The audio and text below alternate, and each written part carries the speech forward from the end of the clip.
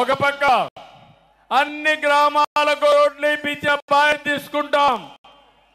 ఊర్లో సిమెంట్ రోడ్లన్నీ వేసే బాధ్యత తీసుకుంటాం. పొలాలకు కూడా రోడ్లు వేసే బాధ్యత తీసుకుంటామని మీ అందరికీ హామీ ఇస్తున్నా. దీంతో పొలం నుంచి ఏ మార్కెట్కి పోవాలన్నా వ్యవసాయ ఉత్పత్తులు సుజావుగా తీసుకుపోయే కార్యక్రమానికి శ్రీకారం చుడతాం. ఇప్పుడే వస్తానే పోయాను. అందరి నీవా కాలువ మన నాయకుడు ఎన్టీ రామారావు గారు ప్రారంభించిన కాలువ శ్రీశైలం నుంచి 730 కిలోమీటర్లు పరమ సముద్రం మన నియోజకవర్గానికి వస్తుంది. నేను ఆ రోజు 1000 కోట్ల వరకు నీళ్లు తీసుకొచ్చాను. 700 అంటే దగ్గర 30 కిలోమీటర్ మన కాన్స్టిట్యూన్సీకి వస్తే 31 కిలోమీటర్లు 1000 కోట్ల తీసుకొస్తే 5 సంవత్సరాలు వైఎస్ఆర్ కాంగ్రెస్ పార్టీ పాలనలో 5 కిలోమీటర్లు తీసుకొచ్చారు నీళ్లు. సినిమా షూటింగ్లు వేశాడు చూశారా తమ్ముళ్ళు? ఆ రోజు సెట్టింగ్లు పెట్టి ట్రాక్టర్లో నీళ్లు తీసుకొచ్చి నీళ్లు కాలువలో పోసి సీఎం పోతాన అవి కూడా బిరక్కెళ్ళిపోయే పరిస్థితికి వచ్చారు. ఈ సంవత్సరం కృష్ణా నీళ్లు రావాలా లేదా అని మిమ్మల్ని అడుగుతున్నా. రావాలి అంటే గట్టిగా చెప్పండి. చెప్పండి. చెప్పారు. కాంట్రాక్టులపై ఉండే ప్రేమ వైఎస్ఆర్ కాంగ్రెస్ పార్టీకి రైతులపైన లేదు. అందుకే అన్ని ప్రాజెక్టులు పడకేశాయి. తొందరలోనే దీనిపైన వైట్ పేపర్ కూడా రిలీజ్ చేస్తున్నా.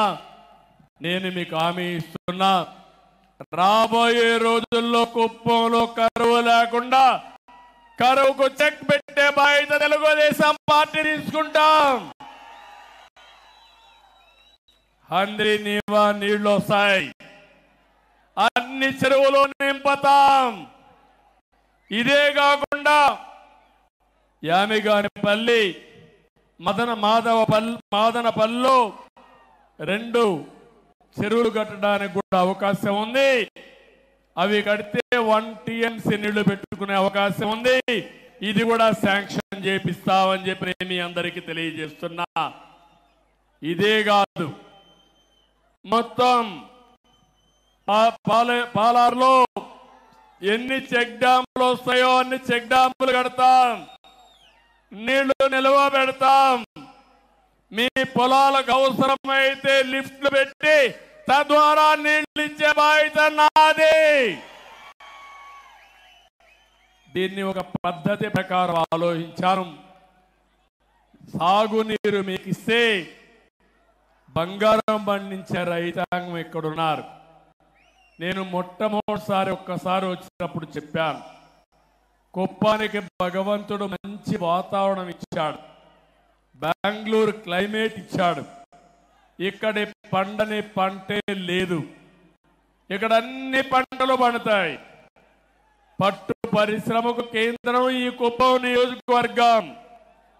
ఇంకో పక్క మంచి పండ్లు, కూరగాయలు, వాణిజ్య పంటలన్నిటికీ చిరునామా ఈ కుప్పం నియోజకవర్గం.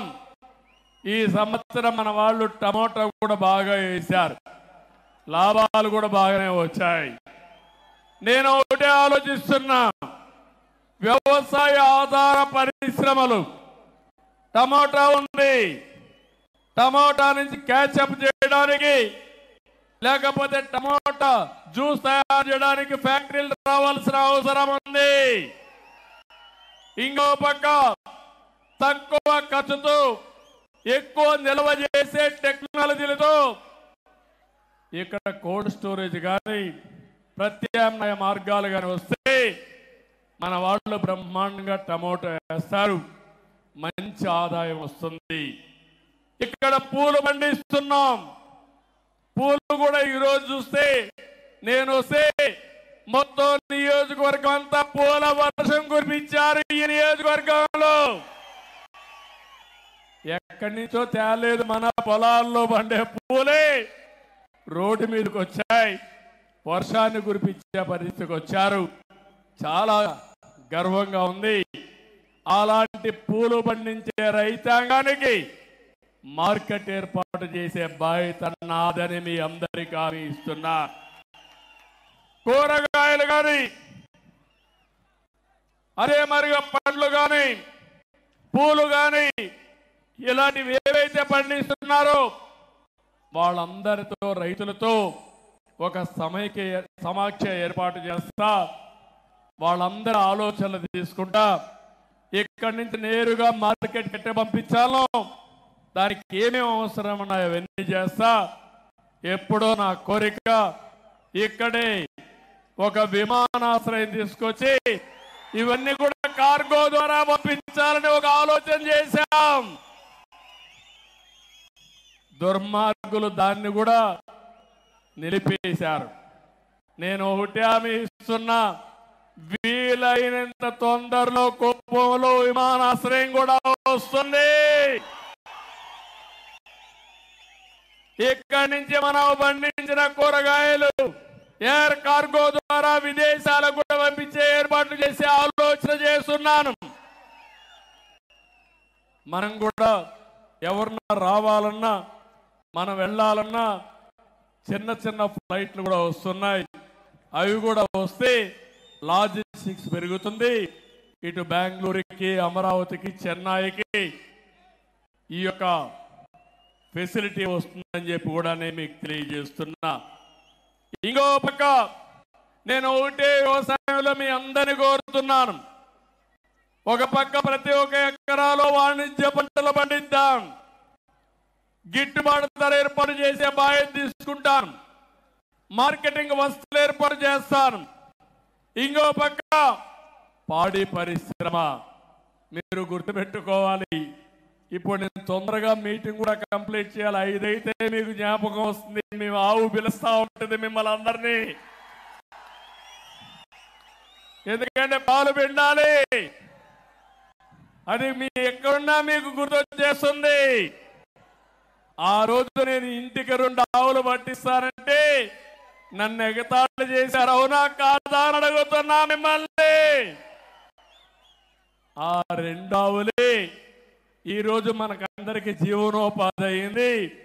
కష్టకాలంలో వెసులుబాటు వచ్చింది. అవునా కాదా తల్లి అని మిమ్మల్ని అడుగుతున్నా.